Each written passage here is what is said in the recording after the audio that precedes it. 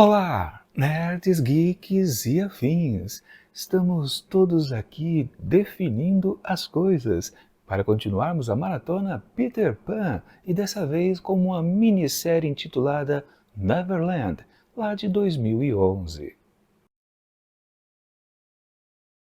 Pois bem, pessoal, digamos que todo artista tem o direito de fazer a sua versão a respeito de algo clássico. Por exemplo, no vídeo anterior, vimos uma visão, digamos, o que aconteceria ser. Pois é, o que acontece depois que a história já é contada. Sim, lá no filme do Spielberg, o Hulk, A Volta do Capitão Gancho, tínhamos o destino de Peter, de Gancho e de todos os demais personagens. Mas você pode fazer o contrário, você pode contar aquela história clássica como ela principiou, como tudo resultou naquilo. Sim, você pode fazer um prequel. E é o que exatamente temos aqui em Neverland. Nick Wilms, ou mais ou menos assim que se pronuncia o nome dele, decidiu fazer esta obra aqui. Ele escreveu e também dirigiu, ou seja, ele é responsável por tudo. O que tem de acerto e o que tem de errado saiu da cabeça dele, com certeza. A primeira coisa que a gente consegue observar por aqui, sempre lembrando que isso aqui não é um filme, é uma minissérie em duas partes.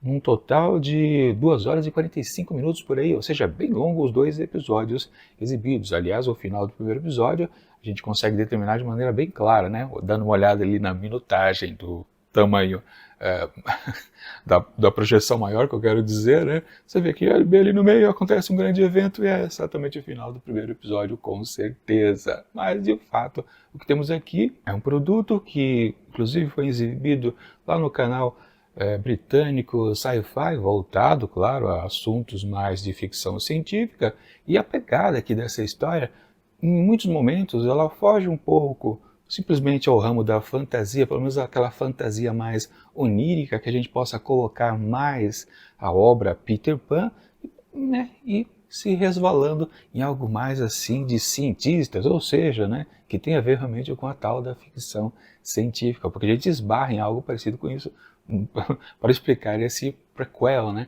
de toda a história de Peter Pan. E sim, também nos primeiros momentos a gente já tem aquela coisa que fala, já tem coisas diferentes, completamente diferenciadas, para falar a verdade. Porque nós vemos Peter, logo de cara, junto com os garotos perdidos, que não são tão perdidos assim, ou são também. Na verdade, eles são delinquentes, eles são punguistas. Sim, eles fazem pequenos roubos pela cidade, pelas ruas de Londres. E não demora muito para a gente perceber, né? Claro que Peter é o chefe do bando ali, os mesmos garotos depois conhecidos, ou já conhecidos, né, como Garotos Perdidos na obra original. E sim, a gente pode considerar que o que está sendo aqui abordado é um prequel do livro, não é da animação da Disney, mesmo porque não poderia, né, porque tem aquela questão de plágio, você tem que ir para o assunto que, digamos, não dá processo. Então, é no caso aqui, a literatura de James M. Barrie. E sim, mas também, como eu disse, né, tem essa coisa meio esquisita. Como assim? Todos eles já se conhecem de uma mesma ação, de um mesmo conjunto? Sim, só nisso aí já faz com que essa explicação de como tudo começou já esteja tudo errado. Depois, mais para frente, vai ter um momento que você pensa, não, as coisas vão se encaixar e virar isso aqui. Mas no fundo, não se transforma. Não, muito pelo contrário. E sim, esse bando ali de pequenos delinquentes, ainda por cima tem um chefe adulto, que depois logo a gente descobre que é um tal de Jimmy. Jimmy?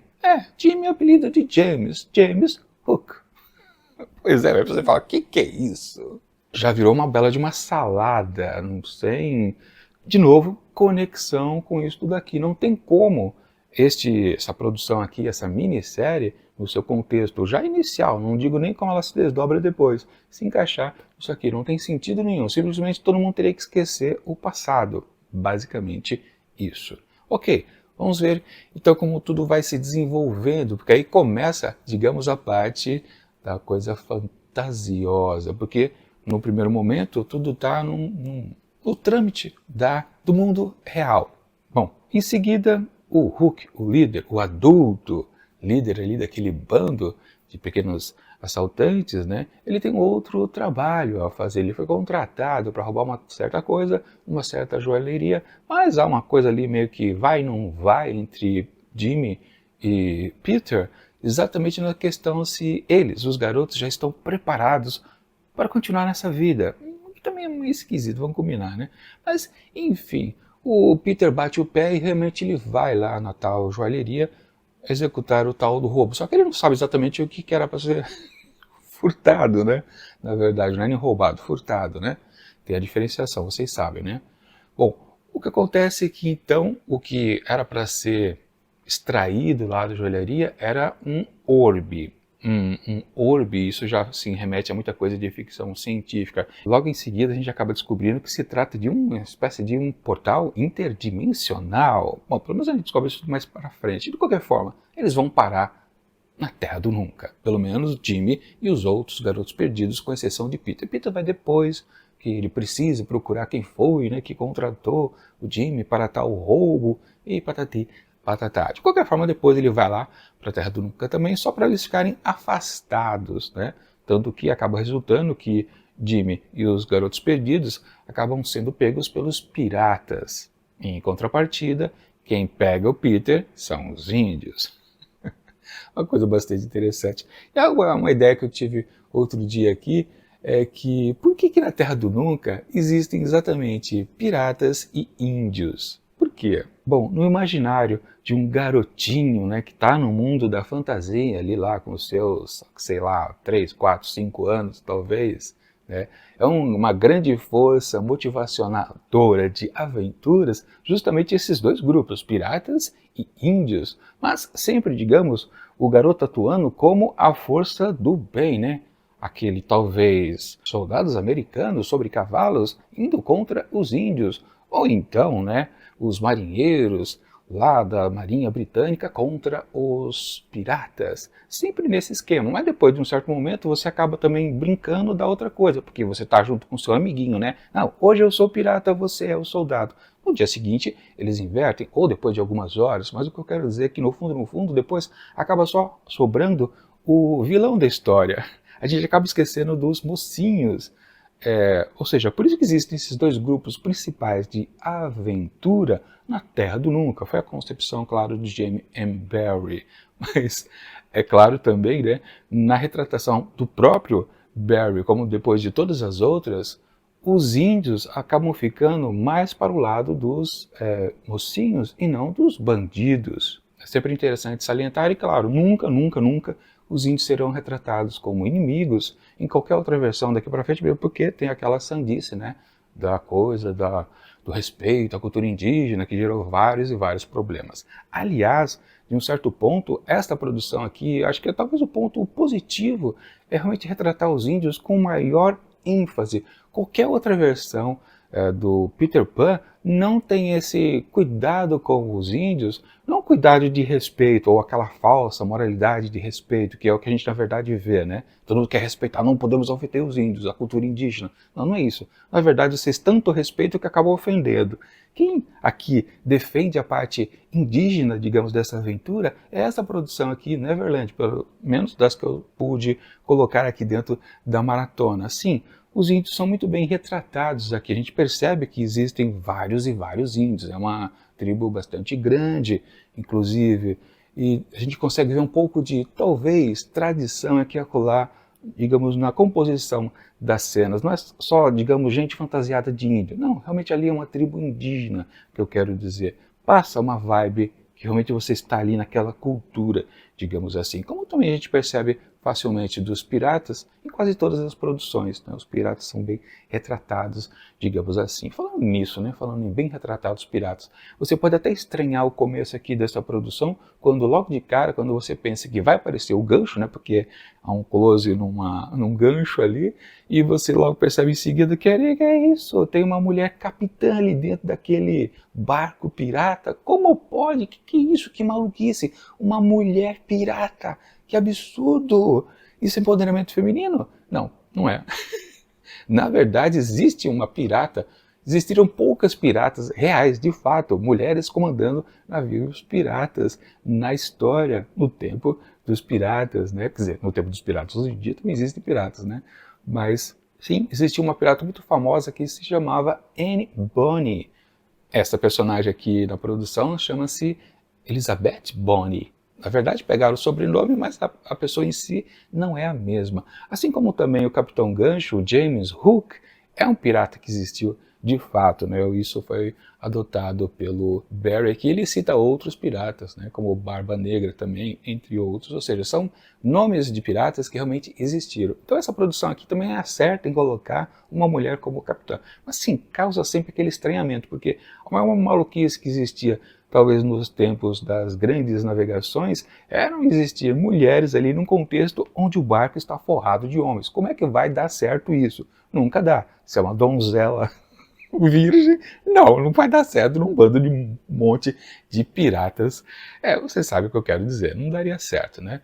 Sim, no caso dessa personagem histórica real, a Anne Bonny, ela era amante de um capitão de navio pirata, ou seja, quando o sujeito acabou morrendo, ou foi pego, né, pelos britânicos, digamos que ela conseguiu, porque ela tinha o domínio também da situação, ela conseguiu substituir o capitão pirata e ela passou a ser a capitã. Quer dizer, tem sentido, né? Ou seja, se a mulher, naquele contexto perigoso para a sua existência, ela consegue se impor, aí sim se justifica ela conseguir estar no grau maior do navio. Ok, não tem problema.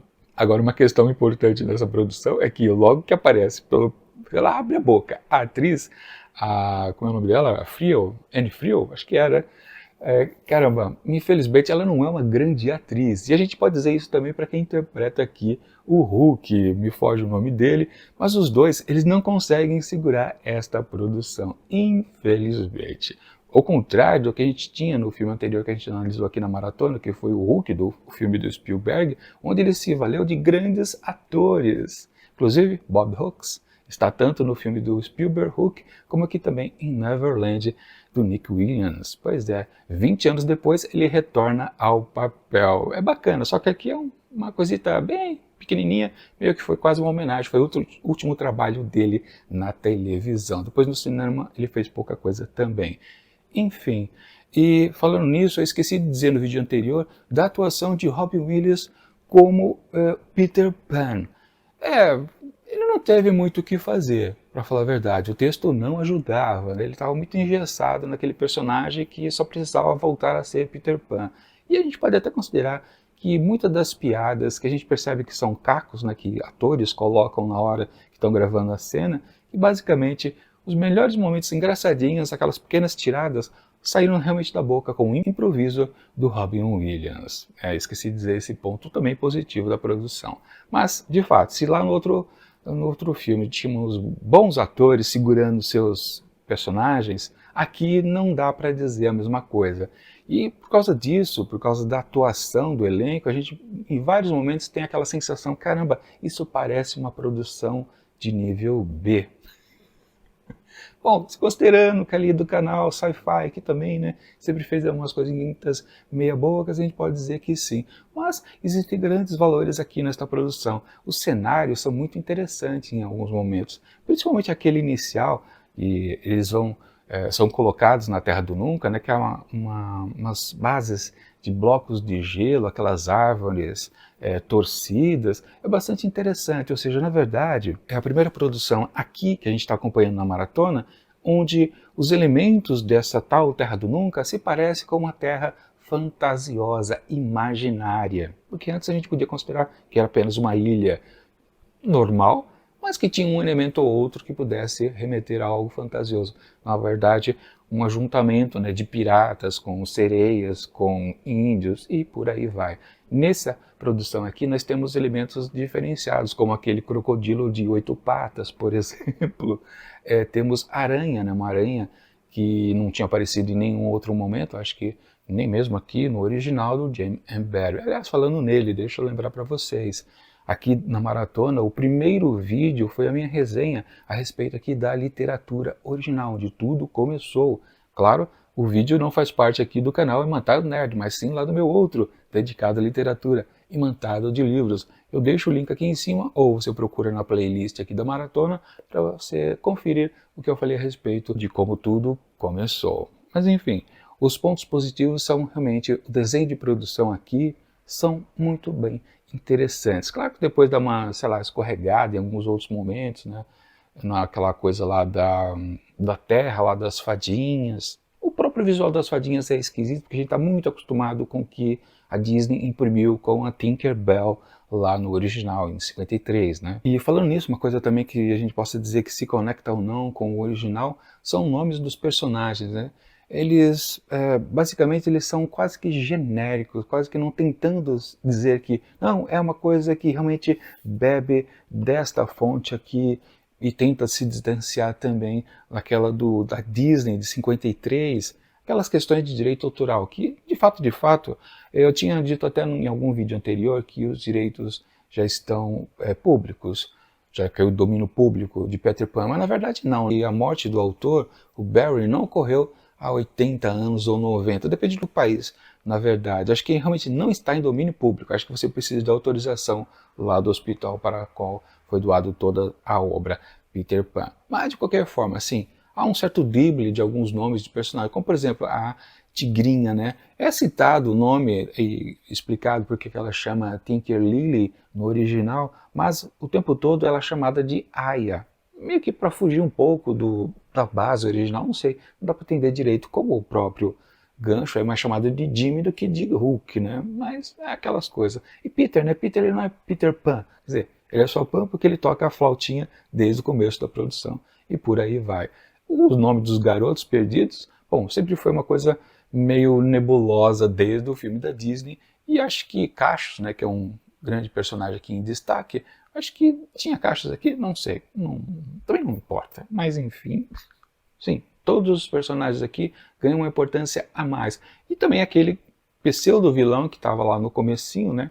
Que inclusive é um Lannister, né? Para quem acompanhou a Guerra dos Tronos sabe muito bem, né? Que é lá é o típico ator que você olha para ele, ele só pode ser o vilão da história. Depois a gente acaba descobrindo, né? Que ele era um alquimista da rainha primeira, da rainha Elizabeth I, né?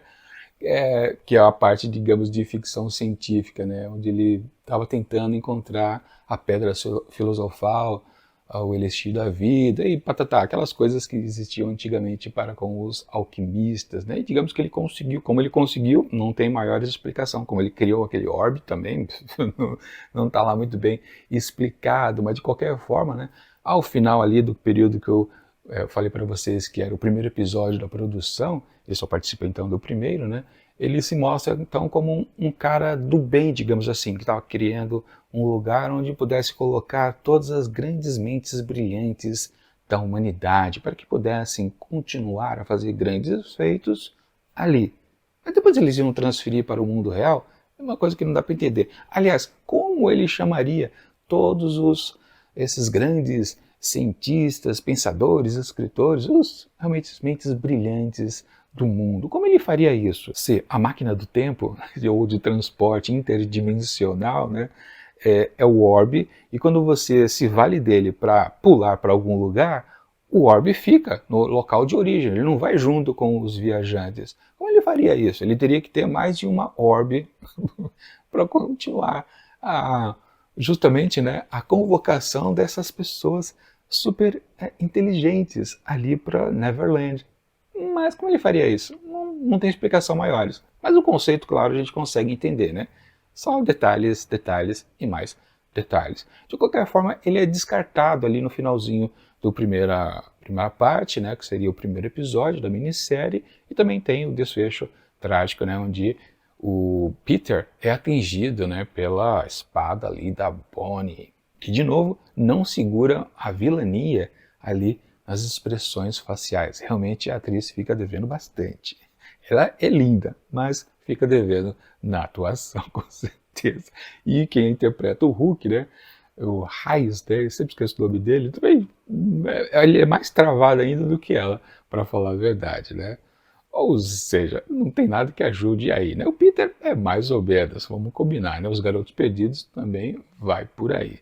Enfim, depois também que acaba a primeira parte ali da minissérie e começa a segunda, tem exatamente a transformação daquele jovem Peter, um garoto normal, no verdadeiro Peter Pan. E depois a gente pode considerar que a segunda parte da minissérie ela é muito mais arrastada do que da primeira. Inclusive existem algumas coisas de vai e vem, a trama não avança direito, ela fica patinando, para falar a verdade. Ela perde muito do seu impacto, mesmo porque tudo acaba sendo explicado na primeira metade. A segunda metade é apenas a conclusão, um pouquinho mais de vilania para lá e para cá, e naquela indefinição do próprio grande vilão que a gente conhece, que é o Capitão Gancho, né? Aliás, num certo momento, né, ele se veste de vermelho, a gente percebe, começa a aparecer então aí exatamente a figura. Mas um ponto que eu queria mostrar para vocês, ou lembrar na verdade, que é exatamente a conexão desta obra aqui como algo que possa ser um prequel, né, disto aqui, do original. Por que não combinava o tempo todo? Justamente pelo que a gente tem de definição desses garotos. Eles são órfãos. Tá, esses aqui da minissérie também são, ok. Só que eles aparentam ser muito mais adultos, adultos não, mais velhos, né? Tem mais consciência de si do que esses da obra original do Barry. Simplesmente porque aqui eles são delinquentes, eles vivem na rua, tem toda malandragem, ou seja, não são inocentes, por mais, claro, que sejam crianças e tenham alguma fantasia na cabeça, a realidade já invadiu eles há muito tempo. E aqui, nessa Terra do Nunca, não parece existir o conceito, aliás, nem pode, né? Existir o conceito de você esquecer o mundo real, que é o que acontece aqui. Sim, se você vai para a Terra do Nunca, as crianças que vão para a Terra do Nunca, depois de 1, 2 dias, eles já começam a esquecer, inclusive, da própria mãe, de quem são os seus irmãos, ou seja, rapidamente o mundo real vai se diluindo na mente deles. Aqui é impossível isso acontecer, porque senão o que o desejava o alquimista ali fazer, que é reunir as grandes mentes brilhantes do mundo ali em Neverland, não funcionaria, porque depois de um dia todo mundo ia... O que eu era mesmo? Eu era enfermeiro ou era um grande cientista sobre náutica? Eu não sei, o cara esqueceria, ou seja, não teria sentido, na verdade, né? Ou seja, mais uma coisa que acaba não se conectando com o que é aqui, porque aqui é uma terra onde você vai esquecendo do mundo real, à medida que quanto mais você fique por lá. Não tem cabimento, né? Ou seja, é um prequel que, no fundo, tem boas intenções, mas acaba derrapando na intenção de realmente ser uma história anterior. Mas o que eu quero mais pontuar é a respeito, sim, dos garotos, né? Há uma certa inocência na história original, e aqui eles não a possuem. E num determinado ponto da história, aqui da minissérie, Peter é condenado lá por aquelas 3 entidades das fadas, né, a forçadamente ser inocente. Na verdade, ele foi meio que abobalhado. Mas quando isso aconteceu na narrativa, eu pensei, vai ser assim que a história aqui vai se conectar com a outra. Ou seja, as crianças serão inocentes e não teriam nenhuma lembrança do mundo anterior. Ou seja, eles não esqueceriam com o passar dos dias o mundo real. Mas, na verdade, por uma imposição ali daqueles seres poderosos, aí sim. Mas isso estava funcionando apenas para Peter. Eu me perguntava, tá, mas e os outros garotos? Como é que eles também não vão lembrar deles? Ou lembrar também do passado, né, deles. Isso não aconteceu. E depois, no finalzinho da produção, isso é revertido, né, quando o Cassius consegue, através da flauta, fazer com que a memória de Peter voltasse. Eu fiquei completamente decepcionado quando isso aconteceu. Seria mais interessante que, sim, ele vivesse numa certa inocência e depois os próprios outros garotos também acabassem nessa situação. Talvez até para compensar Peter totalmente inocentado, digamos assim. A Sininho talvez dissesse para os seres mais poderosos, né? Não, deixa então os outros garotos perdidos também no mesmo patamar, porque senão só um vai sofrer. Se é para todo mundo esquecer mesmo, né, que, sei lá, condene todos. Algo assim, nesse gênero. Depois da parte dos índios, tudo bem eles não se lembrarem, né, que Peter veio de lá como... na verdade eles nem sabem que eles eram delinquentes juvenis, né? Acho que não, né? E os piratas também, tanto faz. Daria certo, né? Mas realmente foi uma bola fora, digamos, do roteiro, entre abrir uma possibilidade de boa conexão com o original e depois desfazer isso imediatamente, né? Não deu certo. Bom, e depois naquela na segunda parte, né, onde se tenta obter o mesmo poder do Peter, digamos assim, né, de ser...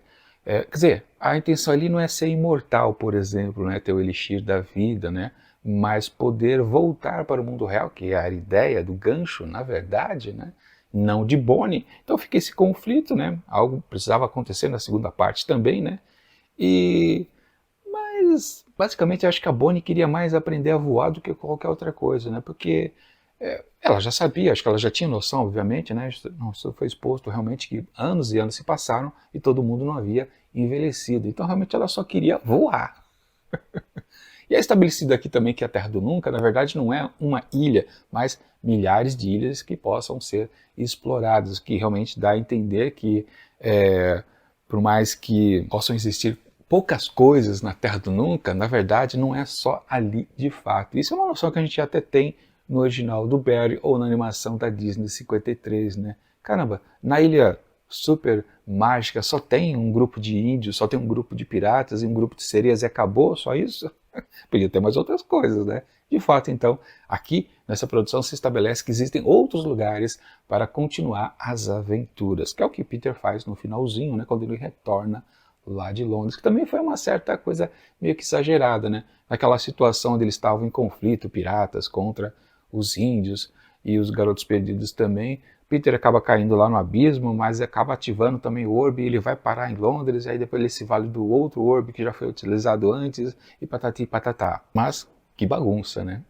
De fato, a coisa também dos dois ou mais portais que se necessitaria, né, para trazer um monte de gente lá da Terra Real para esse planeta no centro do universo, realmente chamado de Neverland, né? Seria muito complicado. Enfim, foi uma forçação de barra o Peter voltar com objetos presentes para os garotos perdidos, né? E convocá-los para grandes aventuras ainda em outras ilhas. E foi um final assim mais ou menos... E sim, né? No final das contas, né? Também a gente sempre ficou esperando o momento que Peter cortaria a mão do gancho e jogaria o crocodilo, só que foi mais ou menos mais esquisito, né? Mas tudo bem, funcionou. Nesse ponto há uma conexão realmente com a história original. Ele corta meio que sem querer a mão do gancho e a mão acaba caindo na boca do crocodilo junto com o relógio, né? Foi tudo meio forçado, mas funcionou, né? Agora a questão que também existia entre os dois personagens principais, que é o Gancho e o Peter, né?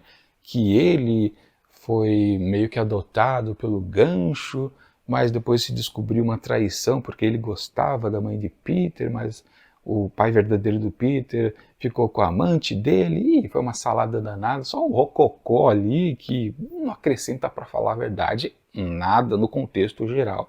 E no fundo, a gente pode dizer que esta versão aqui ela é interessante como uma história anterior, mas no fundo ela não liga para o contexto geral da história, que, como eu sempre digo, em todos os vídeos aqui da maratona, é o que mais importa.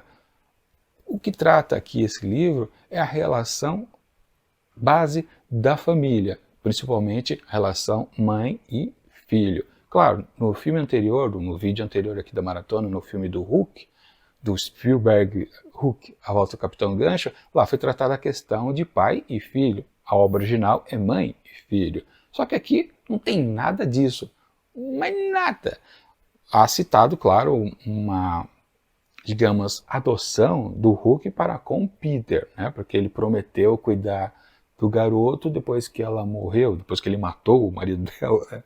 Melhor dizendo, né? E sim, basicamente se sustenta a relação entre os dois, Peter e Jimmy, exatamente por causa disso, porque ele considera ele o seu pai, né? Mas é pouca coisa, né? Não dá para dizer que se equivale ao que a gente viu no filme anterior. Não, muito pelo contrário, simplesmente se esquece a base que há aqui. Mas, pelo menos, não ofende, como acontece lá no filme da Disney de 2023, que a gente analisou dias atrás, onde realmente se descarta completamente as noções de maternidade, da importância da mulher ali no seio familiar.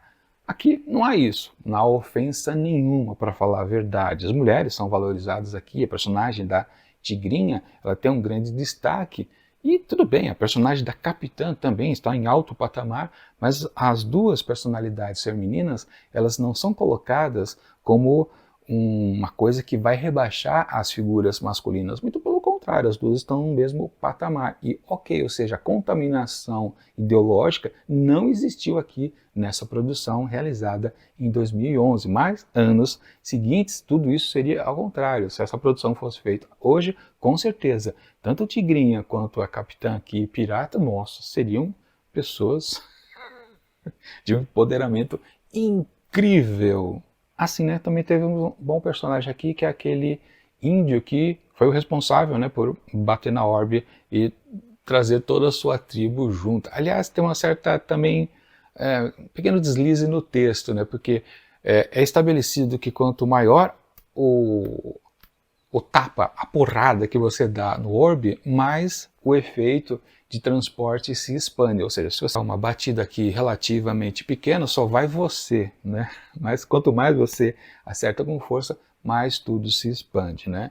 Aí você pensa, tá, a Capitã Pirata, a Bonnie, ela levou o navio inteiro porque ela deu um tiro no orbe, né? Ou seja, uma grande potência ali acertando aquele portal. Mas e o índio? Como é que ele conseguiu levar a sua tribo inteira com... Eu não sei se ele fala se ele foi com machado que ele acertou. Acho que ele não especifica, né, como é que foi.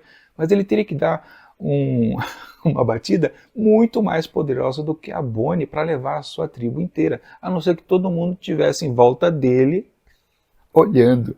Ah, que legal! Porque senão não teria sentido, né? Porque a Bonnie ali, ele estava com seus piratas, tudo bem, eles estavam ali no convés, mas o próprio navio foi junto, ou seja, a expansão do portal foi gigantesca. E ali os índios, como que os índios vão todos juntos?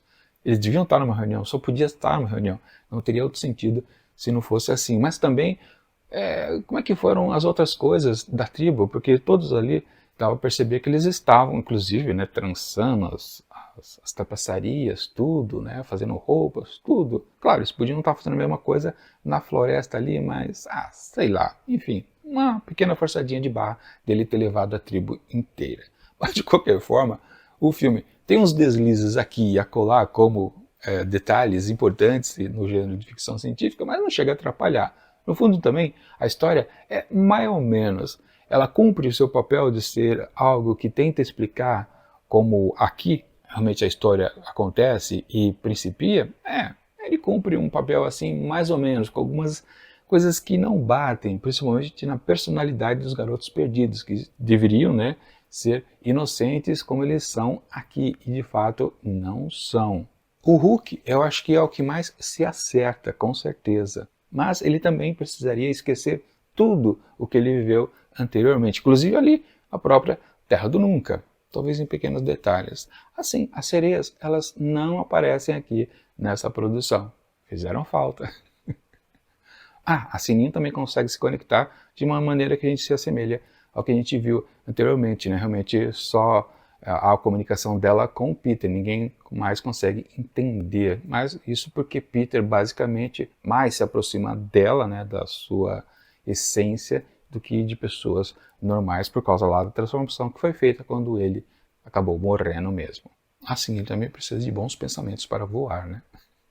Ou seja, no fundo, sim, essa minissérie ela é interessante, talvez não cumpra o seu objetivo de ser uma história anterior, assim, em 100%, mas é funcional. É uma história divertida mesmo, que tem algumas barrigas para lá e para cá, não precisava ser tão extenso os dois episódios, como também a duração conjunta das duas partes. É uma história interessante com certeza. E, portanto, para Neverland, produção de 1911, eu atribuo uma certa nota, digamos, como 3,5 asteriscos. Eu acho que fica devendo um pouquinho, principalmente as atuações, gosto bastante do desenho de produção, bons cenários, alguns personagens valorizados, como os índios, por exemplo, tem erros e acertos que vão se equilibrando e chega ali nos 3,5 asteriscos de fato.